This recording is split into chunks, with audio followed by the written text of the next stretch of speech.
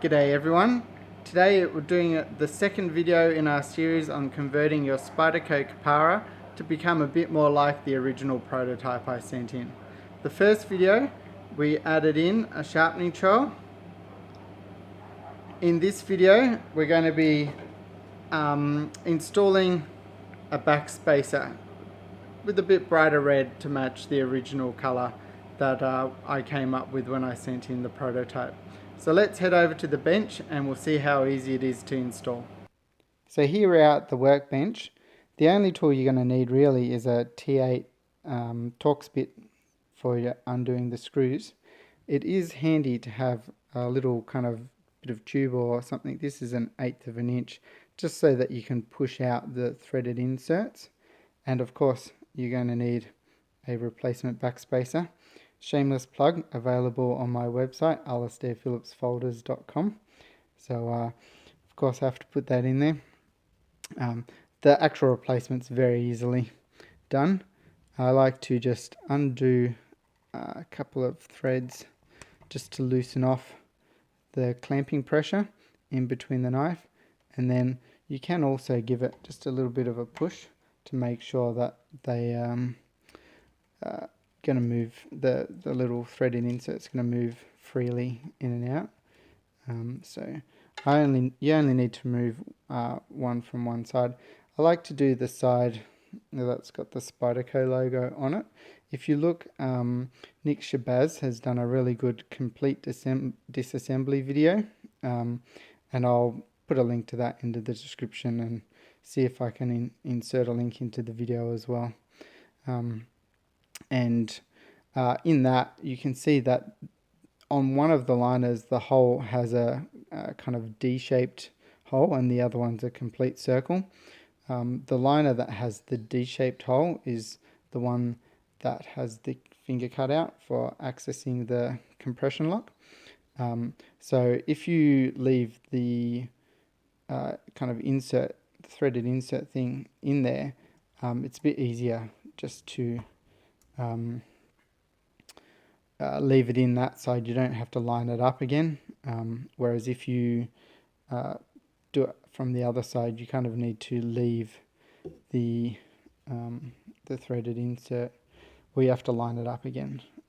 It's not a big deal to do, but it's just a little bit easier to do this way. So what I like to do is just push that out until this can rotate, and I'll rotate that one out, making sure that this is in the right direction.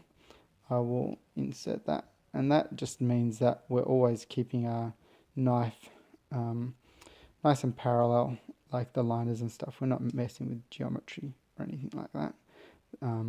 Then you can just push that one back into space and put the screw back in. And you don't need to add any extra thread lock or anything like that. And at this point, don't crank it down. You need a little bit of space so that they can still rotate. If you tighten it up too much, they won't rotate. This one I like to just actually take both out because it's a little bit easier with the wire clip on there. If you take the wire clip off, it's a little bit easier.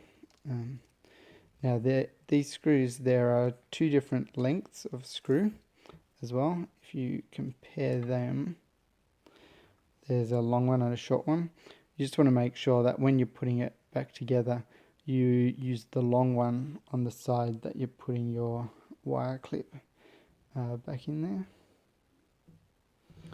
And it's the same process with the back one. Just make sure that's in the right spot. And I'll just push it down against a hard surface so that you can push up that threaded tube once you've got it all aligned. And you can just push it a little bit further.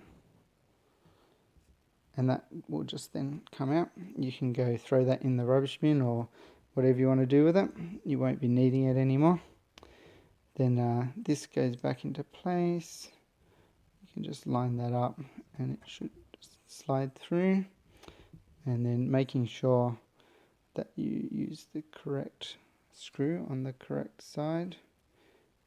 I will just do this one first, a little bit easier without the wire clip in there. You can do this all the way up. Because of the D-shaped hole, it won't rotate, so that's really handy.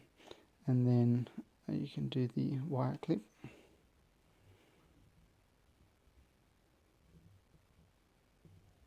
Side.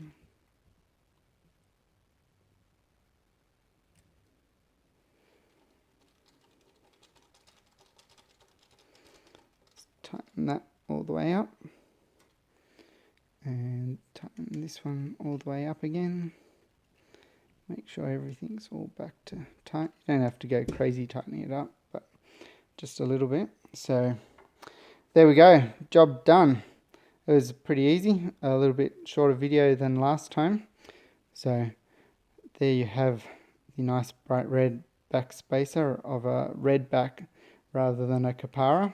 So that combined with the choil gives a much nicer, or much more representative version of the Kapara to the original prototype of the Redback knife.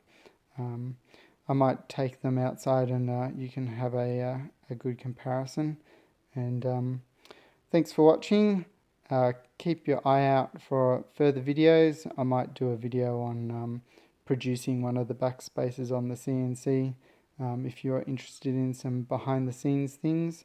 Yeah, if you like the Redback version of the Kapara, then yeah, say so in the comments below. And thanks for watching, everyone.